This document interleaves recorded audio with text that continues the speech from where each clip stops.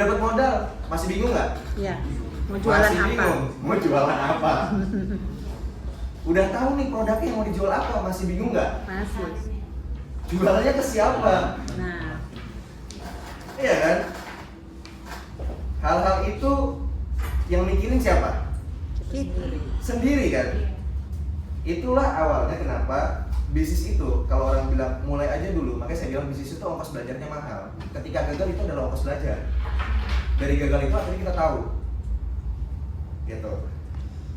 Kita mikirin nanti udah ada barang yang dijual, udah tahu target marketnya, dijualnya harganya berapa.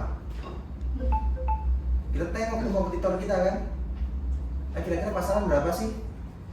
Udah disamain, jamin laku atau enggak? Iya. Belum kan? Belum tentu. Simpel nih, es teh Jumbo sekarang Bekasi tuh banyak tuh. Jual, ada yang jual harga 5.000. Dia banting harga, brand baru 3.000 atau 4.000. 2,5 Pak Asia. 2,5 Pak.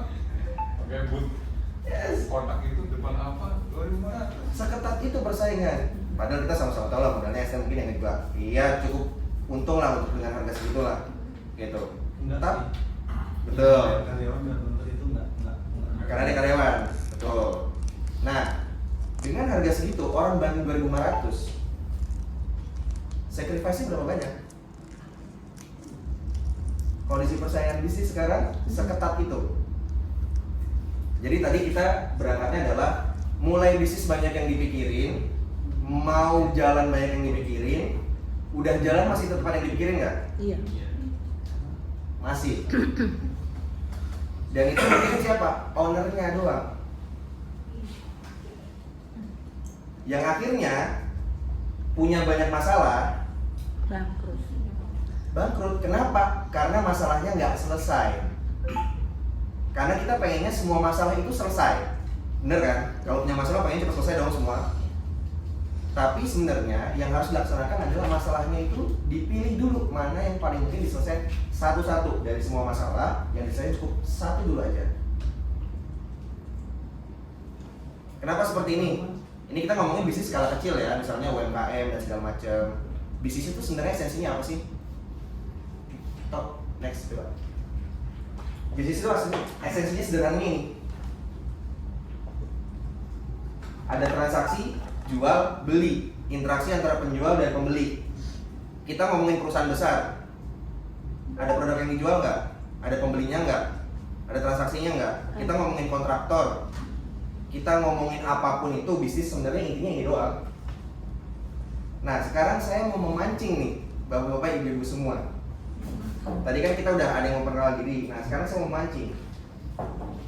Kalau kita bilang bisnis ini sederhananya ada transaksi jual beli, saya pengen ibu-ibu bapak-bapak analisa di bagian jual ini, penjualan atau barang yang dijual, produk, sebenarnya ada apa aja sih di belakangnya yang harus kita pikirin?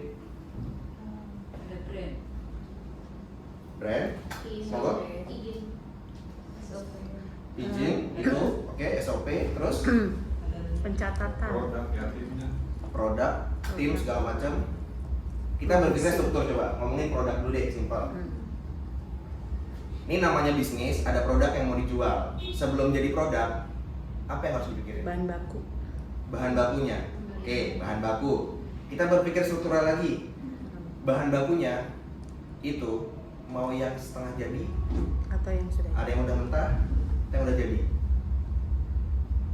Ada yang pengen. Kalau pengennya setengah jadi, berarti ada produksinya. Mm-mm. Dari mentah ke setengah jadi, dari setengah jadi menjadi jadi. Berapa kali produksinya? 2 kali. Iya. Gimana mau ngatasin dengan produksi 2 kali itu sementara dalam bisnis operasional itu cepat? Baru ngomongin bahan baku, mentah setengah jadi. Untuk bisa dapetin bahan baku itu kita harus ngapain? Cari supplier. Cari supplier. Suppliernya mau tunggal apa? Suppliernya banyak supaya kita tahu landing. Ini baru ngomongin produk. Barang udah jadi, kita udah dapat supplier. Apa yang kadang-kadang ketinggalan? Support system. Jual. Jauh sebelum support system, jauh sebelum cuan, Harga. jauh sebelum kita tetapin harga. cek kualitas dari barang yang kita inginkan. Oh iya. Itu yang sering ketinggalan. Ngecek kualitasnya. Ini baru satu produk nih. Baru ngomongin produk doang nih. Ada produksi tadi 2 kali. Kita perlu nyari supplier, mau single atau mau multi supplier, gitu. Cari. Ngomongin supplier, mau supply berapa hari sekali? Ibu mau nyetok barang berapa lama? Hmm. Ayo sebut angka random, stok barang berapa lama? 3 hari. Seminggu. Apa yang biasa ibu pikirin untuk bisa nyuplai barang seminggu atau stok barang seminggu? Tempat. Wah, Tempat sarana. nyimpen. Sarana prasarana. Modal nggak tempat nyimpen? Iya. Freezer yang kecil tuh harganya mungkin kalau saya kan bisa dapat 2,5 juta. Kalau yang Iya. gede udah 7,5 juta, gede lagi ada 12,5 juta. Semakin lama ibu menyimpan, semakin gede tempat penyimpanan yang ibu butuhkan. Mm-mm. Kita baru ngomong soal produk. Produk yang mau ibu bikin ada berapa? 20. 20. Tidak apa-apa 20. Kalau menunya bisa diseragamin. Variannya bisa diseragamin. Bahan bakunya apa misalnya ayam doang, tapi bisa jadi ayam filet, ayam Iya. bakso, ayam apapun. Betul. Ya kan? Nggak masalah. Jadi nggak ada yang salah menu banyak atau menu sedikit sebenarnya. Yang masalah adalah tadi bagaimana kita mengatur semua itu. Strategi. Kebayang nggak pusingnya? Ya. Kebayang sih Mas kalau nggak punya tim. Kebayang kalau nggak punya tim? Iya. Punya tim pun masih mikir nggak? Masih. Ah, elah daripada gue gaji 900.000 kayaknya bisa buat bahan. Bisa ini dapat 1,2 nih. Itu. Iya nggak? Biasanya kayak begitu pikirannya. Iya. Akhirnya dikerjain sendiri. Boncos. Ngerjain sendiri digaji kagak. Sakit iya. Akhir bulan ngeluh. Pak, makin dong. Iya kan? Yang ada itu cuma bisa ngeluh. Udah gue kerja gini doang nih gitu. Yang ada nanti bisnisnya, tujuan bisnisnya tadi kita mencari cuan. Dari punya 1 outlet, pengen punya 2 outlet, 3 outlet, 10 outlet, 1000 outlet. Akhirnya banyak mayoritas bisnis UMKM itu bisnisnya sekedar menghidupi kebutuhannya sendiri. Ah, yang penting gue udah bisa bayar anak sekolah, udah cukup lah. Tuh. Bulan depan ya bulan depan. Iya. Iya bener. Yes. Terus yang membedakan usaha kecil sama usaha besar apa?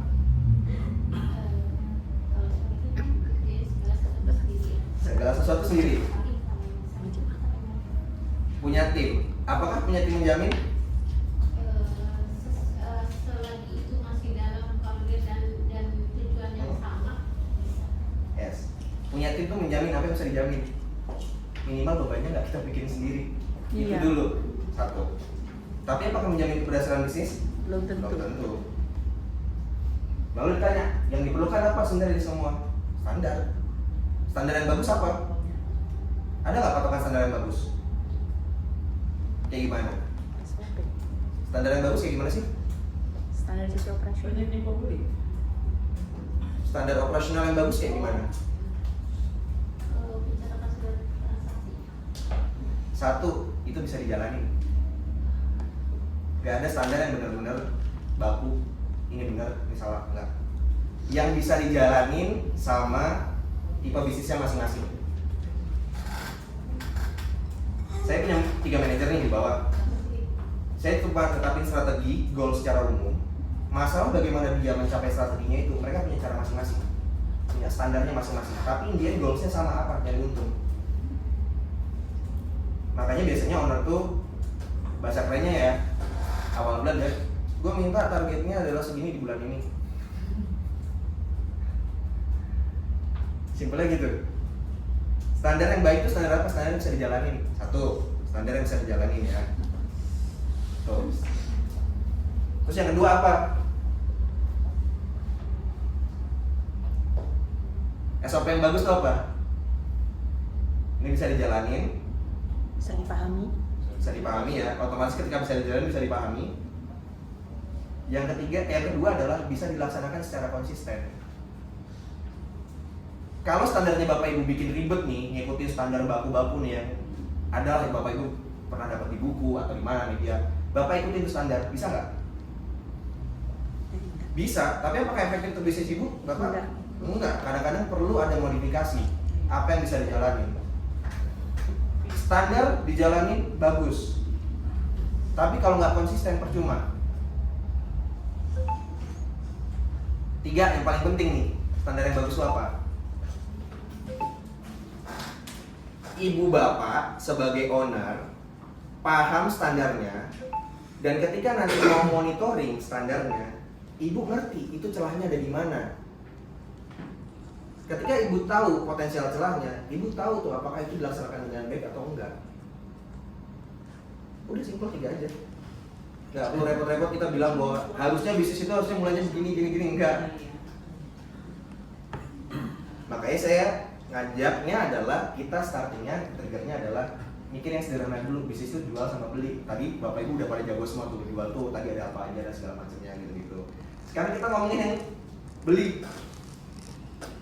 Ini nih yang biasanya nggak kepikiran. Di bagian beli itu apa yang harus kita pikirkan? Standar harga. Ya. Harga. Kalau dijual itu adalah ada produk yang dijual, beli itu berarti ada uang yang masuk. Uang yang masuk apa yang perlu kita pikirin? Standar harga. Standar harga one things. Yang paling sederhana. Kualitas produk. Sebelum kualitas adalah itu uang yang masuk bentuknya cash apa non cash. Nggak usah jauh-jauh, cash atau non cash. Ini pembeli mau bayar cash atau non cash. Pernah nggak ngalamin pembeli nggak jadi beli karena nggak punya kembalian? Pernah. Bapak ibu main deh di sekitaran selatan sini Blok M. Tukang somai udah punya QRIS. Iya. Kenapa? Karena target marketnya nggak ada yang bawa duit cash. Gitu. Ini bisa ditanya nih ke teman-teman Gojek sini. Nggak ada yang bawa duit cash di sini. Bawanya tuh cuma ya handphone, kartu pun udah dikurangin, cardless semua. Dia beradaptasi sama kebutuhan. Dia tahu tuh, ketika dia tidak provide QRIS tersebut, dia kehilangan potensial customer tuh ada berapa banyak. ATM jauh-jauh di Blok M situ. Males mereka. Nah, jadi sebelum kita ngomongin tadi kualitas segala macam, pikirin dulu nih. Kadang-kadang ini yang suka lupa. Cash atau non cashnya. Orang berpatokannya udah mulai bisnis dulu aja, ntar ya udahlah kita cari kemarin gampang. Susah dulu nyari kemarin sekarang. Apalagi kalau ibu bapak nih harganya nih ada 500-500-nya. Nyari gopean itu susah sekarang. Susah gopean. Gitu. Jadi kita perlu pikirin juga bagaimana channel uang itu masuk. Apakah cash atau non cash. Yang berikutnya, apalagi nih yang bisa kita pikirin tadi selain uang masuk. Kita udah nyediain cash, non cash juga kita sediain. Ada pembelinya.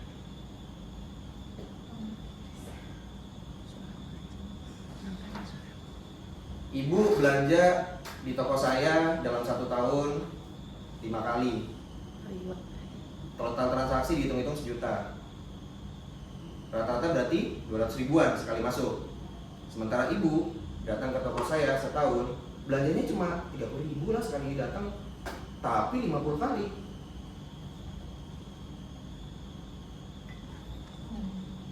Kira-kira mana yang kita engage lebih? Baratnya kita jaga tuh customer, yang lebih kita jaga. Sama ada lagi, ibu tahu ada satu customer nih yang datangnya cuma 2 kali dalam setahun. Transaksi gede sekali datang, 1 juta. Mana yang mau ibu jaga? Bapak jaga, ibu jaga, yang mana? Dulu. Yang setiap hari kan ya. Yang beli tiap hari. Udah bisa ya. Ambil lebih sering, yang belinya rata-rata kan sekali lebih banyak. Yang beli lebih sering, jelas.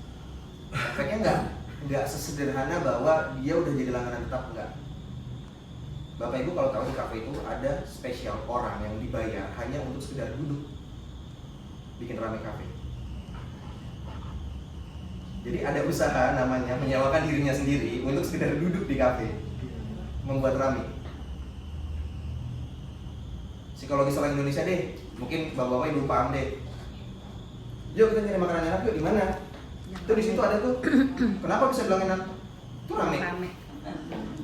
Pas dicoba pasti enak. Belum tentu. Tapi karena rame terus efek psikologis orang, bisa jadi yang rame sekarang adalah 100 orang yang A, besoknya 100 orang yang berbeda. Tapi karena rame terus mau nggak mau jadi orang ya udah tetap datang terus, walaupun ada yang menyesal, ada yang oke dan segala macamnya. Kenapa kita perlu data ini semua pembelian, customer-nya siapa, berapa banyak dia datang, berapa banyak yang dia spending dalam setahun berapa?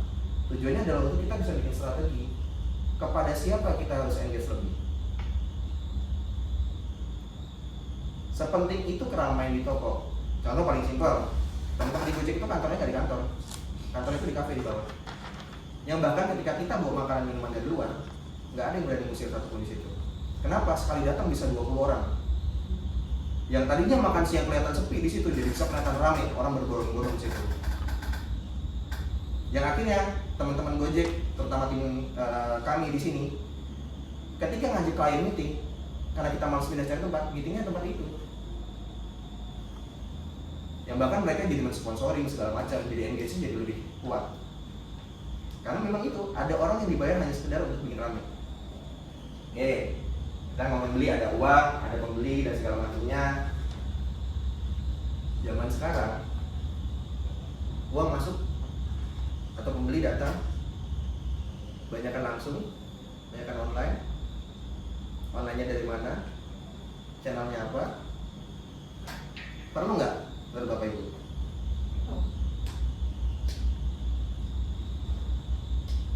Sekarang kita mau datengin pelanggan secara langsung ke toko. Biasanya nih, kita flashback, ibu baru buka bisnis. Hal pertama apa yang dilakukan ketika mau narik pelanggan supaya datang ke toko? Promosi. Pasang status. Jauh sebelum pasang status, jauh sebelum musik, Kasih tester. jauh sebelum ngasih tester, biasanya di invite siapa? Saudara dulu, tetangga dulu. Bener kan? Ya datang yuk sini, dikasih gratis apa enggak? Gratis. Yes, gratis. Besoknya datang lagi nggak? Enggak. Siapa yang kasih gratis? Malu lah datang mulu. Siapa yang mau kasih gratis? Kayak ulang tahun nggak ada. Besok datang nggak? Belum tentu kan? Bener kan? Rugi nggak? Ibu merasa rugi nggak? Enggak sih kalau pengalaman produk. Karena pengenalan produk, ibu merasa rugi dan segala macamnya. Dua-duanya jawabannya benar. Sekarang gimana caranya supaya kita nginvite orang berfaedah? Sekali lagi.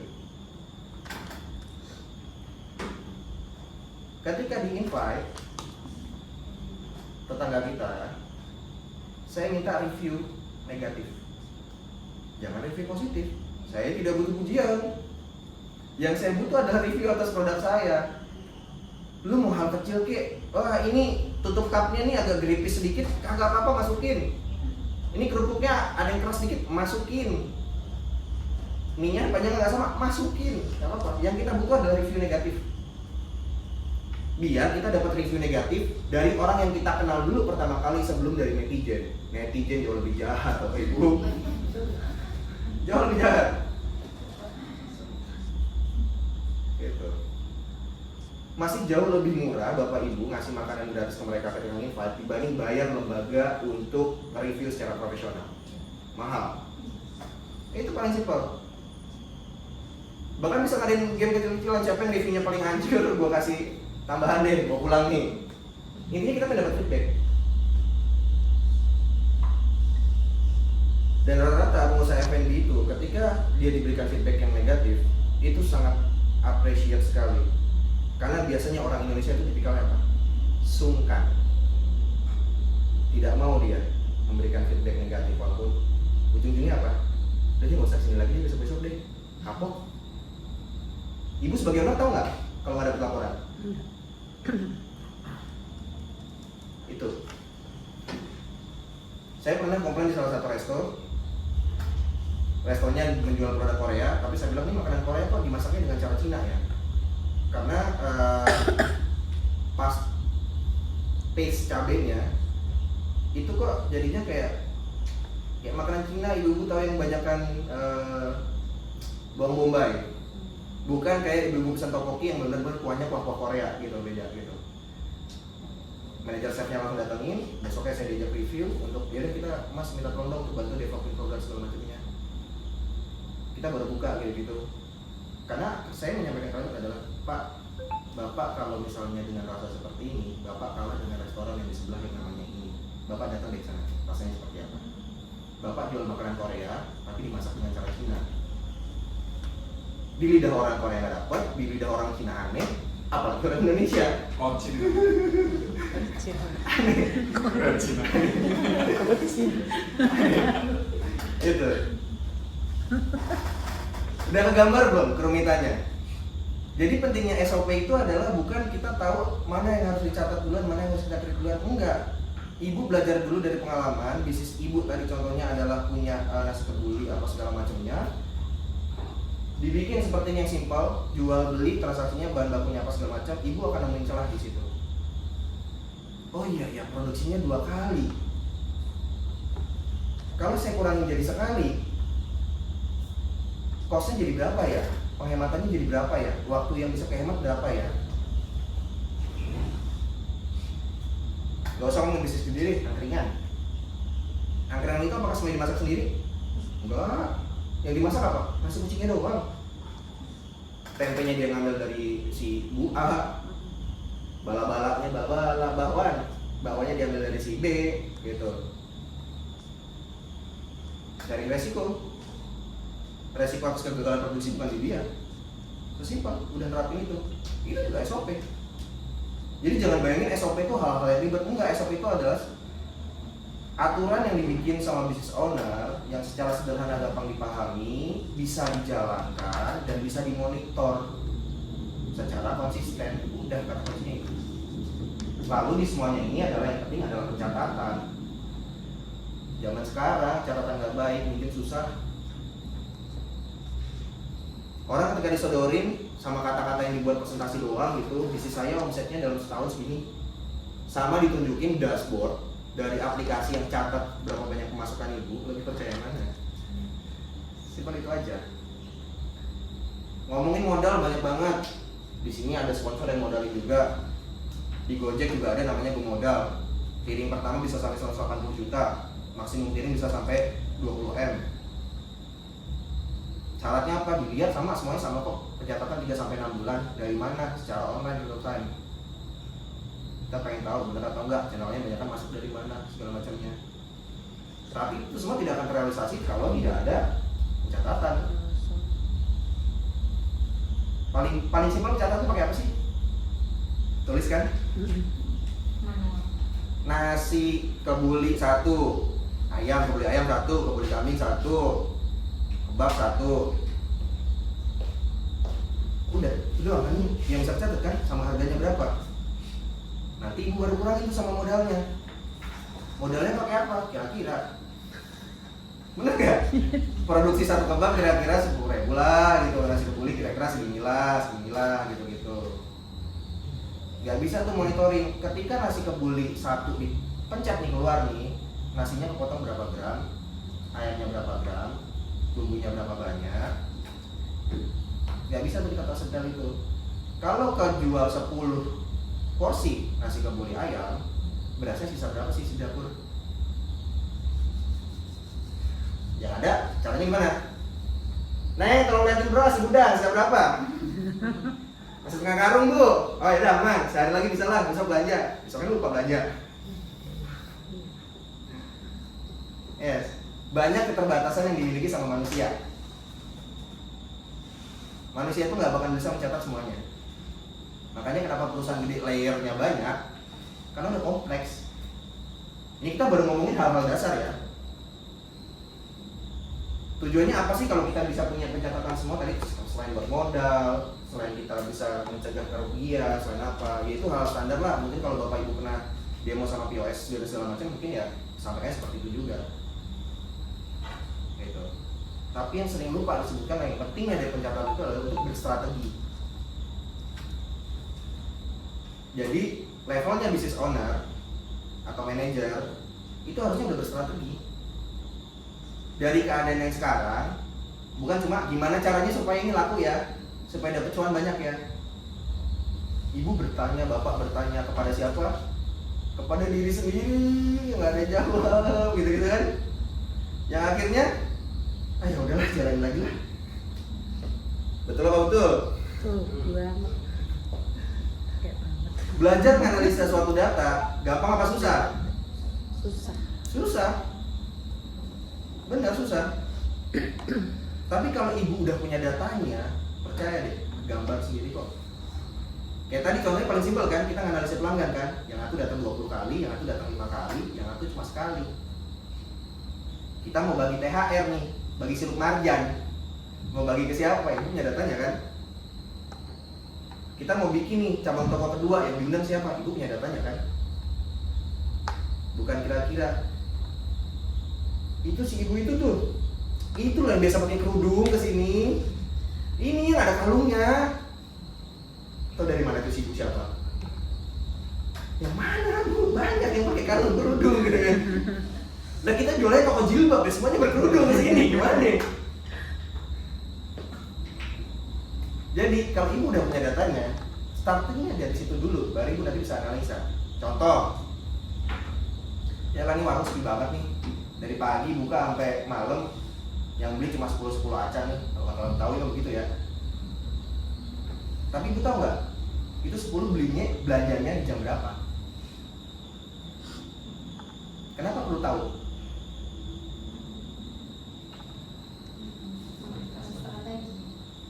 Berstrategi. Strateginya untuk apa? Kita tahu nih kalau 10 orang itu datang di rentang waktu yang berdekatan, artinya potensial customer kita yang bisa dimaksimalkan di rentang segitu, kita bisa ngurangin biaya kos dengan ngurangin jam kerja karyawan, kita geser ke jam efektif. Kita bisa bikin promo di jam yang sepi. Kita bisa bikin promo untuk ngajak 2 teman, lu gua kasih gratis kebab. 1. Data lagi, kalau nggak punya data gimana? Ujung-ujungnya sebagian cuma tahu cuma 10 nih hari ini. Simpel itu aja. Yang ideal kayak gimana? Yang ideal harus berdasarkan pengalaman ibu bapak sendiri. Cara yang sama diterapkan sama orang berbeda belum tentu bekerja kok. Gak bisa. Seperti itu. Lalu gimana solusinya? Ya solusinya, kalau untuk bisnis baru, apakah saya menyarankan pakai POS nih yang masih kecil? Enggak. Yang pertama kali solusinya adalah go digital. Simple. Nggak usah mikirin POS dulu, go digital. Tadi sediain pembayaran digitalnya, sediain pencatatan digitalnya. Yang murah-murah aja, yang gratis-gratis, monggo kalau baru mulai. Dari situ pencatatan rapi dapat modal naik kelas. Terakhir udah naik kelas, butuh rumit, POS harus masuk. POS sudah masuk, semakin rumit dan semakin gede, software accounting masuk, software HR masuk, bertahap. Makanya saya bilang saya nggak jualan, saya menyampaikan gitu, bukan ujuk-ujuk kayak kita dari POS nawarin ibu bapak harus pakai POS, enggak, bertahap. Usaha masih kecil pakai POS, apa yang mau dilihat? Data cuma masuk 10, ya kan? Itu dulu. Oke, next coba.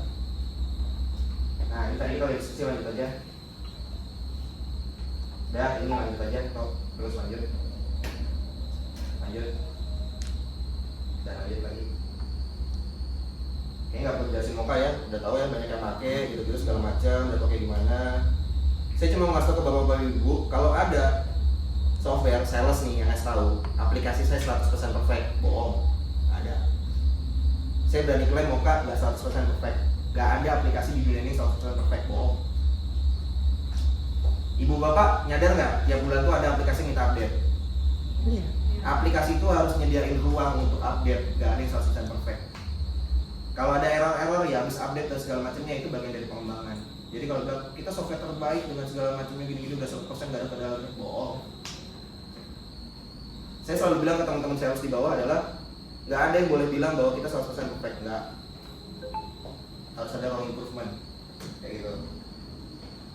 Sebenarnya kok intinya tuh sebenarnya kalau kita pakai POS, apa sih yang bisa dapat? Visibilitas bisnisnya, operasional yang lebih efisien, sama buat keputusan strategis berdasarkan data. Itu yang penting sebenarnya.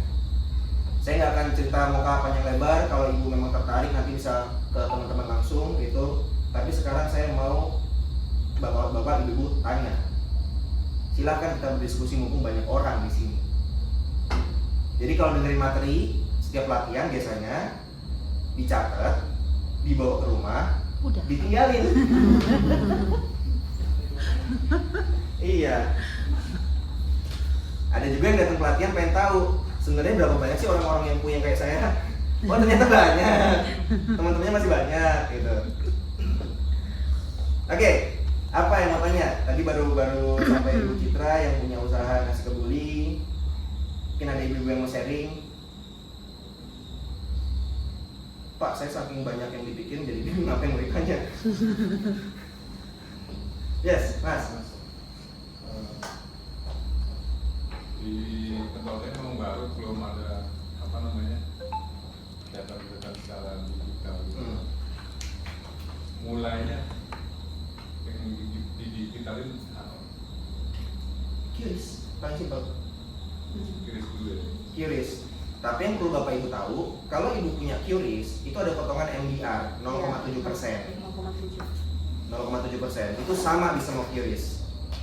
Karena itu aturannya dari Bank Indonesia. Gitu, Berarti itu 0,7. Kalau pakai QRIS perlu nggak harga di up? Tergantung sebenarnya. Kalau mau Ibu up sebenarnya 0,7 dari 1000 itu cuma berapa sih Bapak Ibu? Kalau aku lebih ke masukin dari HPP. Sama Dari dengan KPP. bisa masuk, terus jadi QRIS-nya dipotong 0,7, jadi lebih aman. Jadi untuk pricing yang di Ya. harga jual, kita udah aman, jadi nggak bingung. Yang salah tuh apa? Kalau kita secara terang-terangan, kadang-kadang Bapak Ibu kalau transaksi pakai kartu kredit, oh kalau pakai kartu kredit kita cas ya 3% tambahin. Nah itu kadang ada gitu. Jadi Kalau pakai manis. QRIS kita cas ya 0,7% tambahan. Aturan di OJK di BI tidak boleh biaya MDR dibebankan ke customer. Dibebankan Iya. customer nggak boleh, itu ditanggung sama pedagang. Kalau kebetulan yang ibu minta untuk tambahan bayar itu adalah orang OJK, orang BI, Kena. nah, nggak boleh, nggak boleh dibebankan ke pelanggan itu nggak boleh. Makanya caranya apa? Kalian aja HPP-nya, bener. Apalagi terutama untuk yang satu porsinya 1 juta. Kalau yang kecil-kecil nggak kerasa, paling berapa perak kan? Iya. Kalau yang 1 juta udah kerasa kan? Satu barang harganya 1 juta, kena biaya 0,7. Marginnya kalau kecil, banyak? elektronik tuh biasanya, marginnya kecil. Terus kalau Bapak mulai dari mana? Tadi QRIS yang pertama. Yang kedua, apa yang perlu dicatat sebenarnya? Transaksi udah catat dong, berapa banyak pentol yang habis, sisa berapa. Standarnya itu kan? Ya.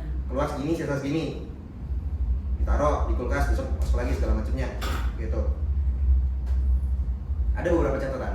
Yang pertama Bapak perlu catat adalah dia jam keluarnya jam berapa. Dia pulang menghabiskan itu jam berapa, 8 jam gitu. Bapak bikin checkpoint per berapa jam sekali supaya tahu kondisinya kayak gimana. Jadi Bapak tahu jam efektifnya. Datanya valid atau enggak, bias atau enggak, bisa jadi bias, bisa jadi nggak valid. Kenapa? Tapi Bapak punya feeling nantinya, ngebentuk feeling. Tujuannya ngebentuk feeling dulu, karena belum ada data yang valid nih. Ya, kita keluarnya jam 3 sampai jam 10. 3 sampai jam 10. Iya. Oke, udah punya jam 3 sampai jam 10, Bapak udah bisa analisa sebenarnya ini pentolnya di jam-jam berapa, peak hour-nya, jam paling tinggi ada transaksi jam berapa. Habis sisa, habis maghrib bisa. Habis isa dan segala macamnya. Itu bisa dikembangin ke banyak hal. Misalnya Bapak taruh nih satu orang di titik A. Di jam segitu penuh dan dia biasanya target jam 10 selesai kan. Dia udah bisa nyelesain jam 8. Tapi dia lihat potensi customer di situ. Bapak udah punya data lokasi tiap pedagang. Titik yang paling dekat di mana? Titik B. Penjualan di sana berapa? Oh, ternyata nggak setinggi penjualan di titik A. Geser. Yang digeser apa? Pedagang. Pedagang. Produknya atau Pedagang yang digeser untuk nutupin demand yang tinggi di sini. Karena rame. setiap titik satu orang. Iya, makanya saya bilang kalau bapak ibu, bapak kan sekarang belum rapat nih 5 orang, baru punya 5 kan, yang otomatis jaraknya masih lebar. Semakin rapat bapak, makanya sekarang kalau misalnya bisnis yang besar, dia kekurangan stok bahan baku, dia tidak minta ke gudang, dia minta ke toko sebelahnya. Toko paling dekat. Kenapa? Satu, ngurangin biaya kos untuk transport dan segala macamnya. Yang kedua adalah lebih cepat. Kalau itu coba kita emang udah pernah terapin yang ini habis dan yang sebelah sana, nggak dari gudang kita ini. Ya. Nah, itu bentuk strategi lainnya. Jadi ngambil bisa jadi produknya aja yang dibawa ke sana, udah tahu. Tuh. Dari situ Bapak bisa dapat jamnya kan, bisa shifting dan segala macamnya. Bapak tahu. Jadi, oh dengan kita keluarin segini di hari ini laku segini. Selasa, Rabu, Kamis bisa jadi berbeda. Ya, betul. Pertama, Bapak punya data jam-jaman.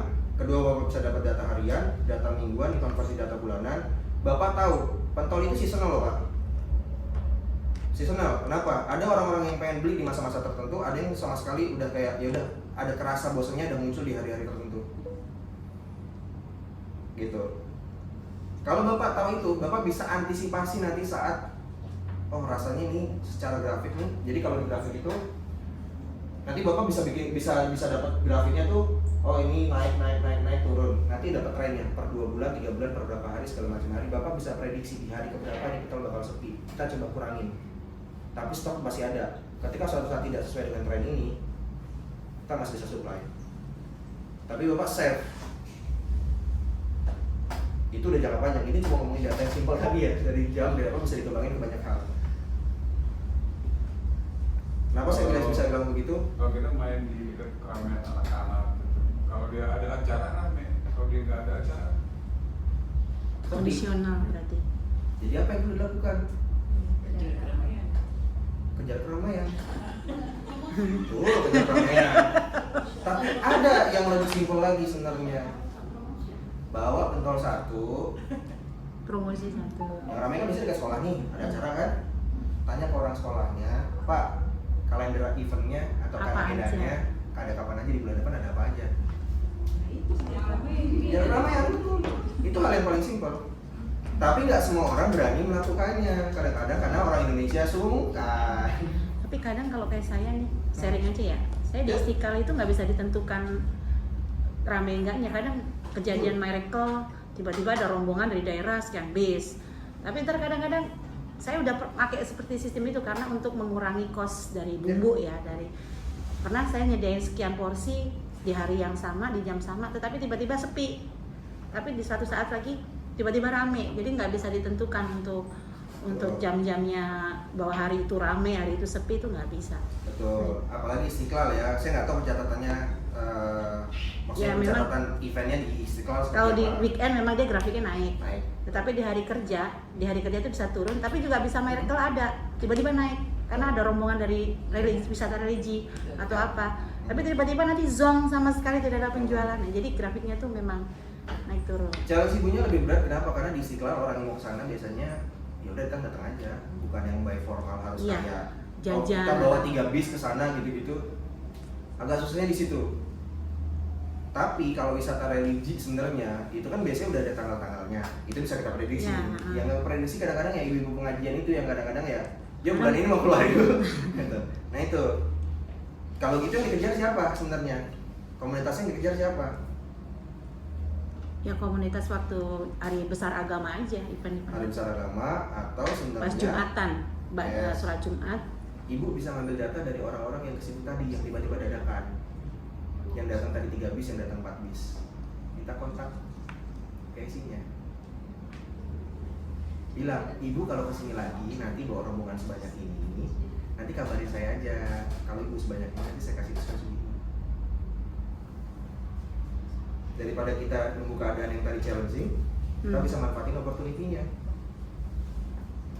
Udah ada belum yang ibu minta? yang di sana jaga karyawan. Kayak bingung ya mau minta. Kan mereka itu, apa iya dia mau datang lagi? Kan kalau namanya wisata begitu, namanya wisata begitu kan belum tentu tiap hari coach. Bisa juga event-event apa. Betul, tapi ibu punya potensial, Bu.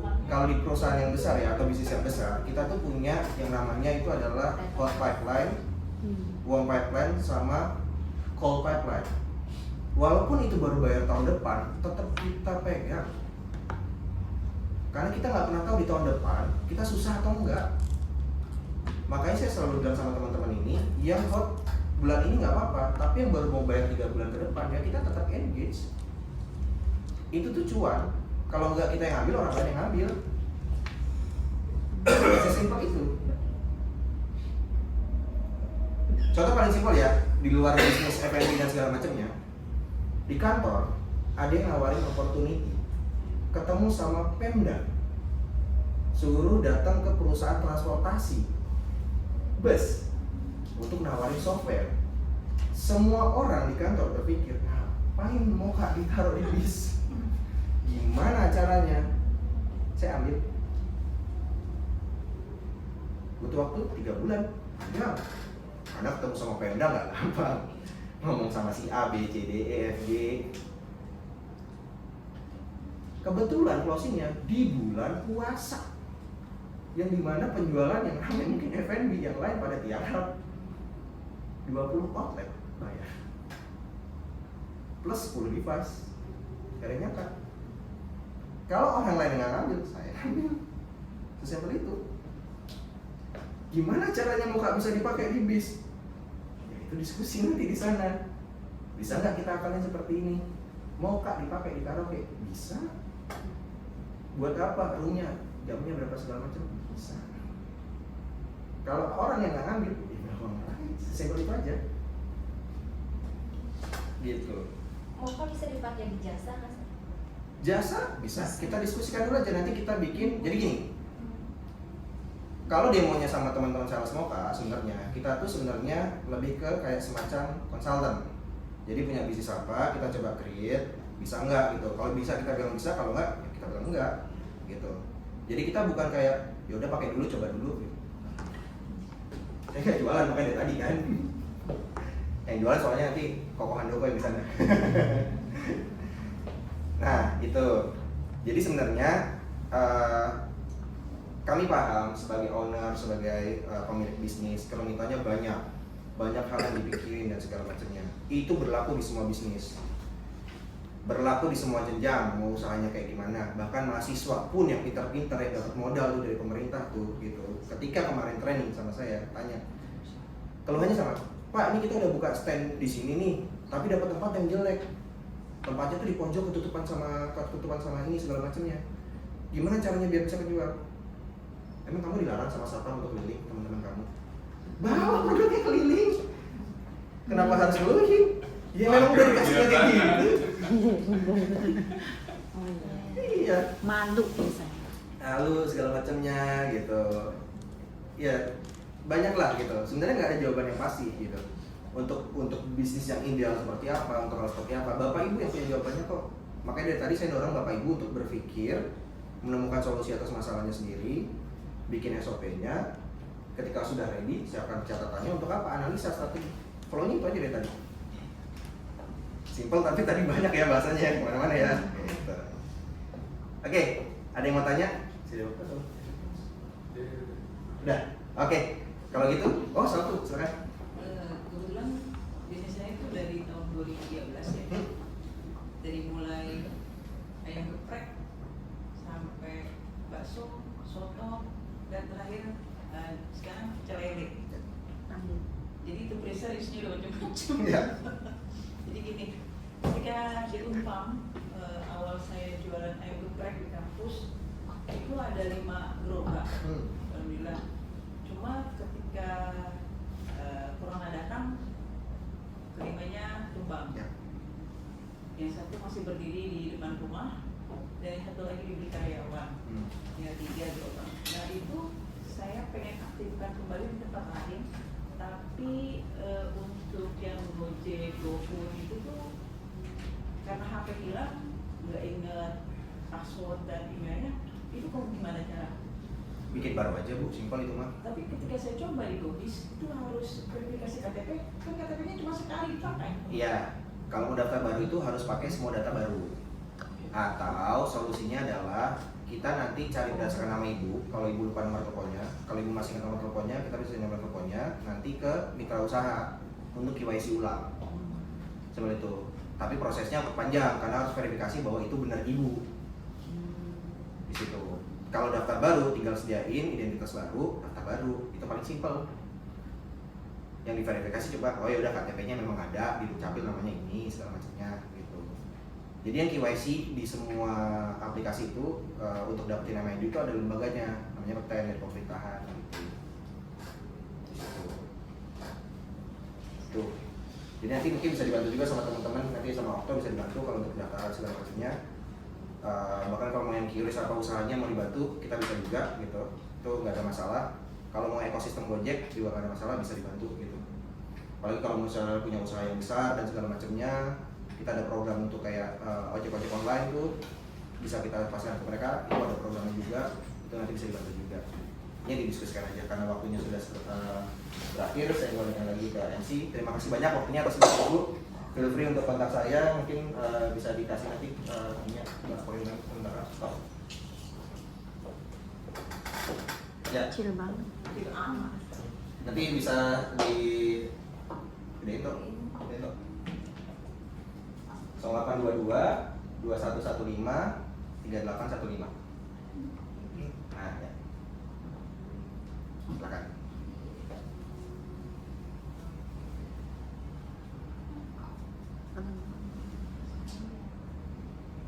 Oke, saya ucapkan terima kasih. Semoga cuan untuk kita semua. Amin. Terima kasih ya. Terima kasih Mas Lutfi Wijaya, District Sales Manager PT Muka Teknologi Indonesia. Ya, dengan itu berakhir juga rangkaian acara kita pada hari ini. Alhamdulillah, saya mewakili Kulineri juga ingin mengucapkan mohon maaf jika ada kekurangan dan kesalahan. Baik, saya tutup dengan alhamdulillah. Wassalamualaikum warahmatullahi wabarakatuh.